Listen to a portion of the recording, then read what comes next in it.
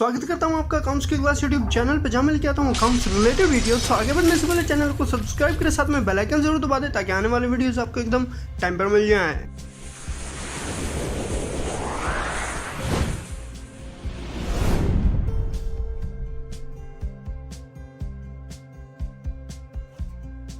तो दोस्तों, एक बार फिर से आपका स्वागत है मेरे कंप्यूटर स्क्रीन पे।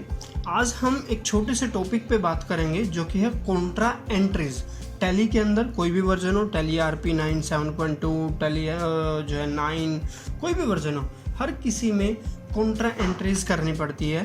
कॉन्ट्रा एंट्रीज हर बिजनेस में होती हैं। कॉन्ट्रा एंट्रीज सबसे पहले हम समझेंगे कि क्या होता है, ठीक है। फिर उसके बाद हम उसका एग्जाम्पल भी देखेंगे। फॉर एग्जाम्पल, मान लीजिए कि आप एक कंपनी में, आप एक शॉप पे काम कर रहे हैं। आपके जो ओनर हैं, जो प्रोप्राइटर हैं, प्रोप्राइटर बोलते हैं कि सर आप एक काम कीजिए, 50,000 रुपये जो कि हमारे पास कैश पड़ा हुआ है, आप ये उठाइए और ले जा करके बैंक में जमा करा दीजिए, ठीक है। या फिर वो बोलता है कि जी अपने पास कैश थोड़ा कम हो गया है, कैश चाहिए अपने को, ये लीजिए आप चेक, और आप जा करके कैनरा बैंक से पैसे निकाल के ले आइए। ऐसा ही कुछ होता है बैंक के अंदर। अगर हम बैंक के साथ लेन देन करते हैं तो जो बैंक के साथ हमारी कैश की लेना देना ये सब चल रहा है ना, ये सब ही कॉन्ट्रा आता है। ये सब कॉन्ट्रा एंट्रीज के अंदर में आता है, ठीक है जी।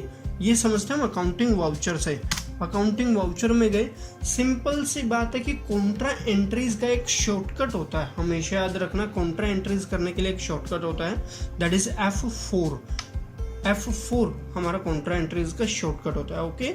देन अब क्या होगा, मान लीजिए कि मालिक बोलते हैं कि जी आप 10,000 रुपये हमारे पास पड़े हैं, आप बैंक में लेके चले जाओ। आप बैंक में जमा कराने के लिए चल दिए, तो आप क्या करेंगे कि F4 में आएंगे। उसके बाद कैनरा बैंक, जो कि मेरा खुद का बैंक है। अगर आपको नहीं पता है कि बैंक की किस तरीके से लेज़र बनती है, तो मैं डिस्क्रिप्शन में आपको लिंक दे दूंगा, आप वहाँ पे जाइए और एक्सेस कर सकते हैं कि किस तरीके से कैनरा बैंक की जो है हमने लेज़र बनाई है। कैनरा बैंक की लेज़र बनाना आप वहाँ से सीख सकते हैं। तो आप आगे जी कैनरा बैंक अकाउंट के अंदर, कैनरा बैंक के अंदर एंट्री करें। अब हमारे पास कैनरा बैंक के अंदर कितने रुपए पड़े हैं हम देख सकते हैं जी। हमारे पास 9,57,000 रुपये कैनरा बैंक में पड़े हुए हैं। अब हम क्या कर रहे हैं जी, हमारे पास कैश था, ठीक है। कैश कितना लेके गए हम अपनी जेब से, हम मान लो कि 5,000 रुपये कैश लेके चले गए बैंक में जमा करवाने, ठीक है। हम चले जी कैश लेके, कहाँ पे, बैंक के अंदर। हमेशा याद रखना, बैंक और कैश, बस इन दो की ही एंट्री कॉन्ट्रा के अंदर होती है। इसके अलावा कोई भी एंट्री नहीं आती कॉन्ट्रा में, ओके। तो हम कैश लेके चले गए। कैश कितना लेके चले गए, अभी हमारे पास में कैश कितना है जी, करंट बैलेंस है जी 20,495 रुपये। हम कितना लेके जा रहे हैं, कुल 5,000 रुपये, ठीक है जी। अब क्या होगा कि जैसे ही हम वहाँ पे 5,000 लेके जाएंगे तो हमारे बैंक के अंदर 5,000 बढ़ जाएंगे और हमारा जो कैश था वो कम हो जाएगा। समझ रहे हैं बात को। अगर हम कैश लेके जाते हैं बैंक के अंदर तो हमारी जेब से कैश कम हो गया ना। जो जेब में पड़ा था 20,000 रुपये, 20,000 में से तो निकाल के दिया हमने बैंक को, और जो बैंक में था 9,57,000 रुपये, अब वो बढ़ गया है। कितना बढ़ गया है, 5,000 रुपये बढ़ गया है जी। अब वो देखो, 9,57,000 रुपये था, 9,62,000 रुपये हो गया, और हमारी जेब में 20,495 रुपये था, 15,495 रह गया। हम इसको जी एंटर कर देते हैं, ठीक है जी। अब ये था जी हमारा कैश, तो इसीलिए इसने यहाँ पे कुछ नहीं मांगा, ठीक है जी। कैश है जी, ये क्या मांगेगा बेचारा। अब ये पूछ रहा है जी, कैश आप लेके गए हो तो आप नोट भी तो कोई से लेके गए होगे, तो कौन कौन से नोट लेके गए। हमने कह दिया जी देखो, हमारे पास में 2,000 के कुल 2 नोट दिए थे लाला जी ने, ठीक है जी। उसके बाद 1,000 का नोट है ही नहीं, 500 के थे ही नहीं, अब कौन सा है, 200 के नोट दिए हुए जी। कितने, 4 लगा लो आप, 4 नोट दिए जी लाला जी ने 200 के, ठीक है जी। 100 के दे दिए जी 2। ये नोट थे जी हमारी जेब में। ये नोट अब लगते ही हमारा कैश काउंट करे तो पूरा 5,000 हो जाता है। यही तो हम एक स्लिप बनाते हैं, वही तो भरते हैं ना कि 2,000 हमारा, एक 2,000 का नोट है जी, 4,000 हो गए। ये 200 के हमारे पास 4 हैं, 800 हो गए। 100 का 2 हैं। जो आप बैंक गए हो गए, आपने कैश डिपॉजिट करा होगा, ऐसा ही कुछ होता है। तो सेम सिस्टम यहाँ पे भी एंटर किया। और दूसरी बात, अगर ये भी देखना कि किस तरीके से हमने ये सब तैयार किया, जैसे आपने देखा ना कि मैंने 2000 के नोट डाले हैं, 100 के नोट डाले, इस तरीके से अगर ये सब भी आप देखना चाहते हो उसके लिए मैं एक सेपरेट वीडियो बना दूंगा। ओके, सो हमने ये अपना बैंक के अंदर पैसे जमा करा दिए। ठीक है जी। अगले दिन कुछ ऐसा हुआ, अगले दिन जब आप आए, लाला जी कहने लगे कि देखो जी अकाउंटेंट साहब, हमें थोड़ी आज कैश की ज़रूरत है, हमें कैश चाहिए, तो आप थोड़ा कैश बैंक से ले आओ।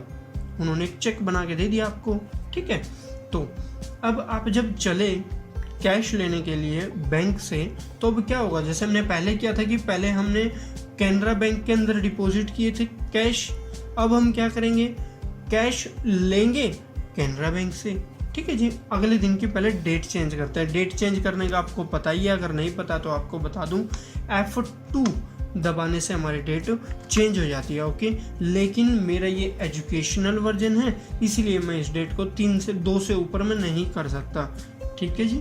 अब चलो 2-4 नहीं, एक जो 3 तारीख को नहीं एंट्री कर सकता, लेकिन 1 तारीख 5वां महीने में तो एंट्री कर सकता हूँ, तो 1 तारीख 5वें महीने में हमने इसकी एंट्री कर दी। आप जो भी आपकी डेट है, क्योंकि ये तो मेरा एजुकेशनल वर्जन है इसलिए मैं नहीं कर पा रहा हूँ, आप जो भी आप अपने में कर सकते हैं। लेकिन ठीक है, अब यहाँ पे आप क्या करेंगे, सेम उसी चीज़ का उल्टा हो जाएगा। अगर आप कैश लेने गए हैं तो कैश लेने चले गए कहाँ से, कैनरा बैंक से।